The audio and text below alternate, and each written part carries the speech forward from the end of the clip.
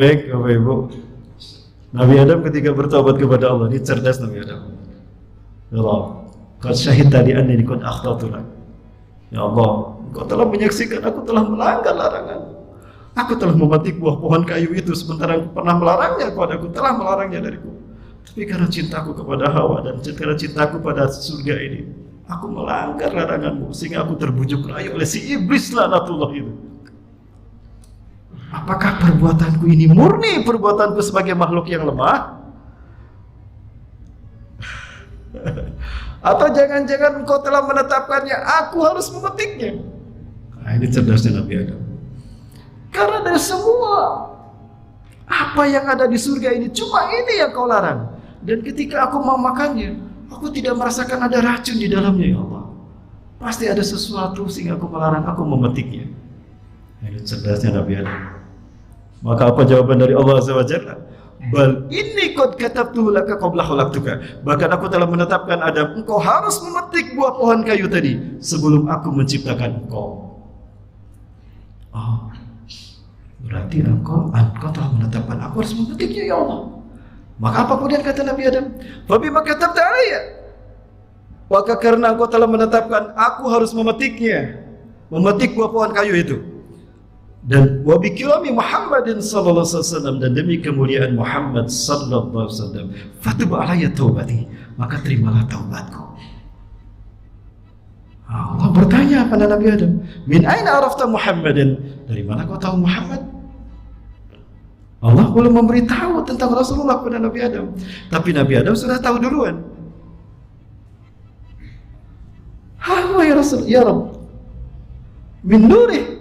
Bukan kau telah ciptakan cahayanya lebih dulu, bahkan kau ciptakan cahayanya lebih dulu ketimbang langit dan bumi, atau pula aku. Nah, berarti siapa yang pertama kali diciptakan, Bapak Ibu? Rasulullah Muhammad sallallahu alaihi wasallam. Karena cintanya Allah kepada Rasulullah, Allah rahmati alam semesta ini, dan beliau menjadi rahmat bagi seluruh alam semesta. Sekarang dipersempit menjadi dua lingkup negara. Apa itu bukan fitnah? Yang bernama negara ada batas teritorialnya. Saya tanya kepada orang yang mengatakan Rasulullah ada pemimpin negara, mana negara Rasulullah? Mekah dan Madinah. Allahu Akbar. Berarti di luar Mekah dan Madinah Rasulullah bukan Nabi dan Rasul. Bapak Ibu, ketika Rasulullah berada dimanapun di alam semesta ini, beliau adalah rahmatan lil alamin. Ini namanya fitnah. Pemikiran semacam ini datang pertama kali bukan dari umat Islam, tapi ini pemikiran datang dari seorang Yahudi bernama Montgomery Watt, seorang misionaris dari Barat. Begini dahsyat infiltrasi Barat masuk ke dalam tubuh umat Islam. Maka yang diambil dari kita oleh orang-orang Barat dari umat Islam ini bukan darah umat Islam saja yang mereka rampas, bukan harta kekayaan alam kita yang mereka rampas, bukan keringat saja yang mereka peras dari kita, tapi akidah umat Islam juga diperas habis sehingga mereka salah mempersepsikan Nabi yang mereka cintai. Bapak Ibu rahmat Allah. Jadi siapa sebetulnya Rasulullah SAW ini? Bapak Ibu, ini saya sampaikan satu kisah. Suatu hari, ini kita bedakan pemimpin, persepsi kepemimpinan di dalam Islam. Pemimpin di dalam Islam bukan penguasa. Sekali lagi, pemimpin di dalam Islam bukan penguasa. Karena yang berkuasa itu Allah. Maka jika ada yang mengatakan pemimpin kita penguasa, itu salah. Baik, saya tanya nih sama Bapak Ibu sekalian, tapi mohon maaf, ini hanya mencoba untuk mempersepsikan yang benar. Hari ini yang paling berkuasa di dunia ini siapa, Bapak Ibu? Iya, siapa Pak? Amerika ya? Amerika. Atau yang paling berkuasa di negara kita siapa? Presiden kan?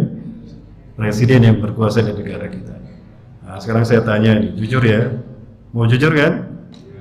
Oh, ya Allah, saksikan ya Allah, mereka siap berkata jujur ya Allah. Yang berkuasa di negara ini presiden. Saya tanya sekarang, beranikah Bapak Ibu berkorban nyawa untuk Bapak Presiden? Belum jelas nih jawabannya. Sebentar. Berani Bapak Ibu berkorban nyawa untuk Bapak Presiden? Ya. Berkorban harta? Ya. Kok gitu sama Presiden? Sekarang saya tanya, beranikah Bapak Ibu berkorban nyawa membela Rasulullah? Berani. Allahu Akbar. Jadi siapa yang paling berkuasa? Rasulullah. Betapapun secara fisik beliau tidak ada, kita sanggup berkorban nyawa dan harta demi membela beliau. Padahal beliau sudah tidak ada bersama kita. Jadi kekuasaan tidak mesti diukur ada tidaknya mereka di sisi kita. Inilah yang arti kepemimpinan di dalam Islam. Pemimpin di dalam Islam bukan penguasa. Penguasa itu Allah Azza wa Jalla. Baik, saya berikan contoh. Suatu hari Rasulullah, kalau tidak salah di dalam satu nas, Raja Najasyi ini berbicara pada Rasulullah SAW. Ya Rasulullah, kuntu malikan fi Najasyi, fi biladi. Wahai Rasulullah, aku ini raja di negaraku, di Najasyi, aku ini raja. Aku punya rakyat di mana rakyatku tunduk patuh pada kata-kataku. Semua kata-kataku ini sakral di mata mereka. Tapi sekarang aku sudah masuk Islam ya Rasulullah. Anda adalah Nabi dan Rasulku dan aku wajib taat kepada Anda. Maka sekarang kami ikhlas untuk dipimpin oleh Anda. Sekarang Anda adalah raja kami. Ini mahkotanya saya serahkan. Mahkota itu diserahkan pada Rasulullah SAW. Maka apa kata Rasulullah? Lastu bimungkin. Aku bukan raja. Raja itu kerajaan. Kalau negara, aku bukan presiden. Lastu bimungkin. Lakin dari Abdullah, Nabiullah wa Rasulullah. Aku ini bukan raja. Aku Nabi Allah dan Rasulnya. Aku Nabi Allah dan Rasulnya. Kamulah raja mereka. Anta malikum, anta malikum. Amuhum bil Islam. Kamulah raja mereka, tapi pimpinlah mereka dengan Islam. Itu Rasulullah sudah menjelaskan, beliau bukan raja, beliau bukan kepala negara. Fitnah kalau mengatakan demikian. Nanti saya saksikan, akan saya tuntut di hadapan Rasulullah nanti orang yang berkata begitu. Mudah-mudahan Rasulullah menjadi saksi buat saya. Saya akan somasi dia di hadapan Allah nanti. Dia menghinakan Rasulullah. Dan ini semua bukti bahwa ketika Islam berdiri tegak, ketika kepemimpinan di dalam Islam berdiri tegak, maka tidak akan ada yang terancam, apakah itu kerajaan, apakah itu negara, ataupun nasionalisme. Maka fitnah yang mengatakan apabila khilafah tegak, negara akan bubar. Fitnah. Ini buktinya.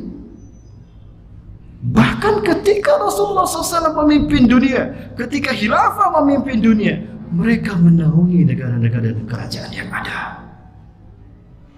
Bahkan entitas Yahudi dan Nasrani, mereka terlindungi dari fitnah ketika Islam memimpin.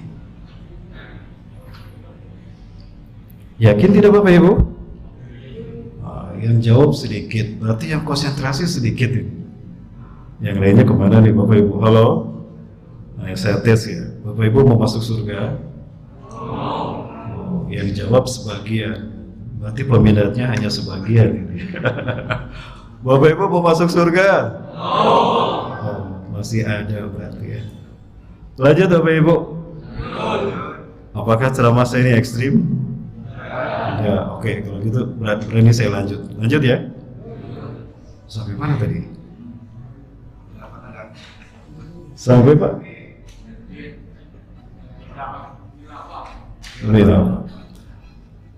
Jadi tidak benar ketika kepemimpinan Islam itu tegak, negara akan bubar.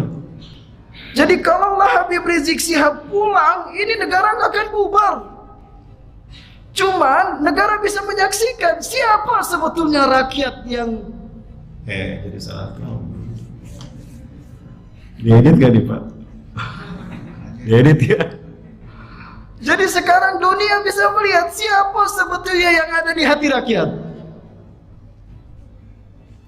Saya atau Habib Rizik Syihab? Jadi bandingkannya dengan saya, karena saya nggak akan nuntut. Coba lihat lihat Bapak Ibu, Allahu Akbar, dari mulai Cengkareng bandara sampai Petamburan, nggak habis tuh orang berbaris menyambutnya. Jadi yang ada di hati rakyat siapa ini? Saya apa Habib Rizik Syihab? Bukan Habib Rizik. Ya nggak apa-apa, saya nggak akan kesinggung Pak.